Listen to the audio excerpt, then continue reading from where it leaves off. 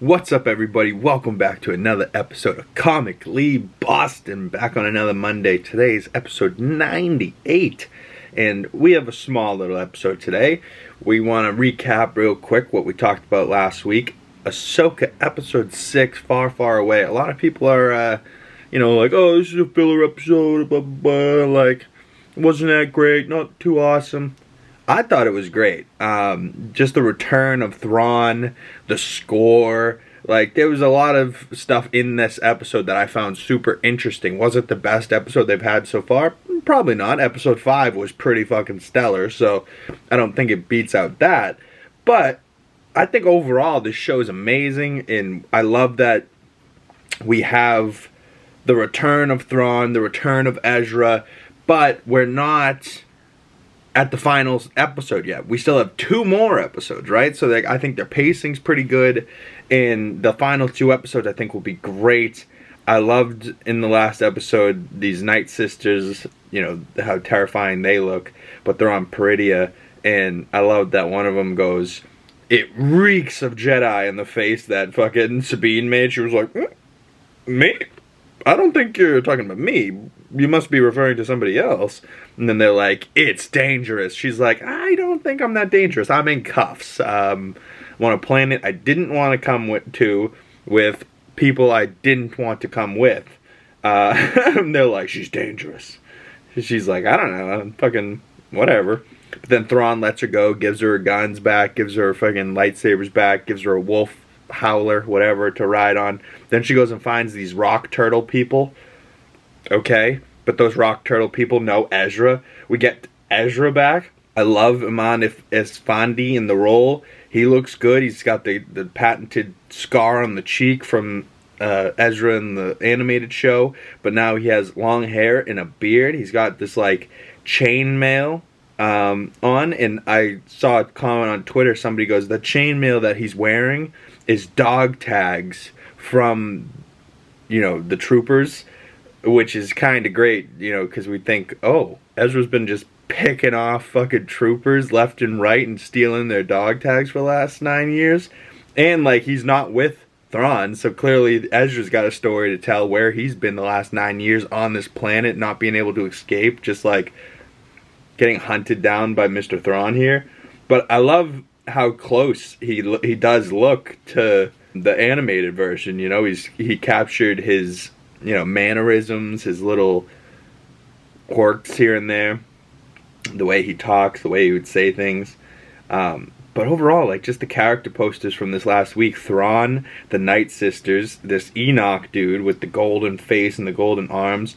A lot of people online have been saying, predicting that these troopers aren't troopers and that they're actually reanimated corpses, and they're pretty much zombies in Star Wars now.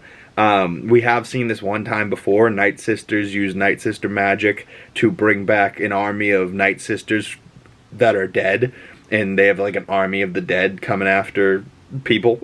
So I don't know, that would be pretty interesting. We did see Thrawn was loading cargo onto his ship, and it did look like caskets. So I mean, maybe all of his troops have been lost, and he's got just Night Sister magic, having these monsters or whatever, zombies underneath. We did see Marok earlier in this season get cut and Night Sister magic spew out of him, so maybe that was like the tease. Like, Marok was Inquisitor that they brought back from the dead. Now we're seeing later in the season that they can bring back an entire army and reanimate their corpses, so that now they're underneath these stormtrooper uniforms, so they look like just troopers, but really they're dead zombies. That would be interesting. But Lars Mikkelsen here, dude, in the role of Thrawn, fucking terrifying. He's just great.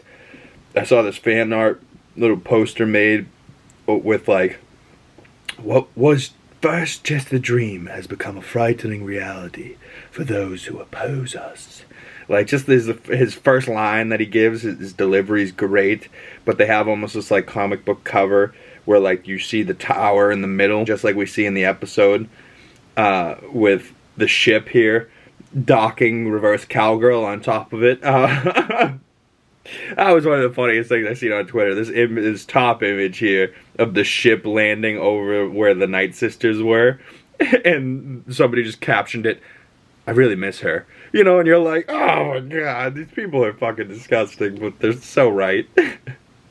But Thrawn shows up with his army here. Thrawn, Thrawn, Thrawn. And that little score that Kevin Kiner was playing, I'm into it, man. But overall, you know, Thrawn's pretty great, but I think my favorite character in this series so far has been Baylan fucking Skoll. He's just great. Ray Stevenson, rest in peace. I mean, I'm fucking devastated that he's not going to get to see how much love and support he's been getting in this role, you know, after his death. But now it also makes me question what the hell is going to happen with his character. Will he die, the Baylan Skoll character? Will he die in the show? You know, it feels like somebody big has to die in these last 2 episodes. Will it be Ezra? Will it be Sabine? Will it be Hera? Who knows? But will it be Baylan and Shin? Will it be Shin, not Baylan? Will it be Baylan, Shin lives? Like, I have tons of questions, but only will be revealed in these final 2 episodes. But a couple other things I wanted to talk about real quick. Agents of S.H.I.E.L.D. I've just started recently, the first episode. Love in the Time of Hydra, Jamie Jirak's podcast. She just started with her boyfriend, and I thought it was actually pretty funny. I watched their first episode last night. They're a good group of people. Jamie's hilarious. I see her on Phase Zero podcast all the time, and with the comic book people. So I was like, I'll check it out. I mean, might as well.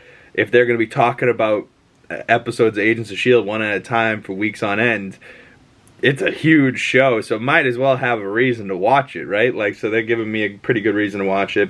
The Creator, last week I was talking about that. That comes out September 28th, so that comes out this week. I'm excited to see that. The Continental on Peacock has come out following Winston's story in the world of John Wick. And that first episode is about an hour and 26-something minutes.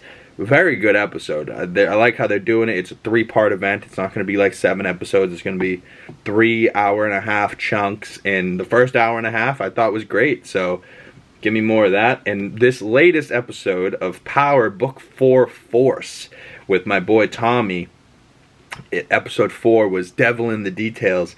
And whew, the devil is in the details. That was a crazy episode. But he's with this hot mommy, this cartel sister nurse that has a man's, but now Tommy's her man's. Like, I don't know, how can you not fall for Tommy? He's just an OG. He's the gangster himself. But I don't know, that's just trouble. Got trouble written all over it. But I've been really liking that show, and we got 2 more weeks of AHSOKA, and then AHSOKA ends on Tuesday, then we got Loki on Thursday, so we got like some exciting weeks coming up.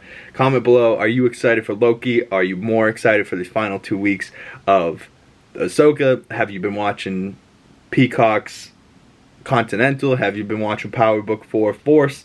If you're watching any of this shit, comment below. I'd love to hear from you. You can @me on Twitter and all the other places. Links in the description below.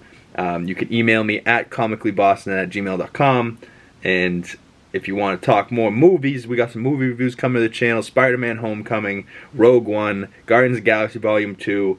And then last night I watched Rise of Skywalker, finishing out my Star Wars movie rewatch. So we got movie reviews coming to the channel. Stay tuned for that, and I'll see you guys in the next video. Peace.